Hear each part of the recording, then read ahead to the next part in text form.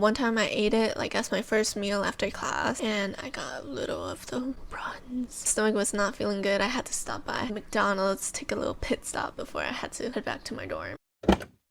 Hello everyone, my name is Brittany and welcome to my channel. I'm going to be teaching you how to study abroad, specifically in Korea. So as you guys may know, I have been studying abroad in Korea over the past summer with the many vlogs I have put out. And I'm just going to be showing you my application process, what I did, housing, food recommendations, and also little tricks and tips I have for you guys. So the main reason I wanted to study abroad was because it was one of my goals in my college years. I never thought that I would actually do it myself. And I know you could always visit a country, but it's just different when you study abroad because you have a group of people that are just all there who just wanted to get that same experience as you. And that's how I met all my friends there. Most of us didn't plan to go with anybody. We just went by ourselves. You get to like live there. You get to explore new foods and new places. It's just experience like no other. So I attended UCI and they have a UC EAP program, which was all the UC universities with a study abroad program. They had different programs with different countries and they had it for each quarter /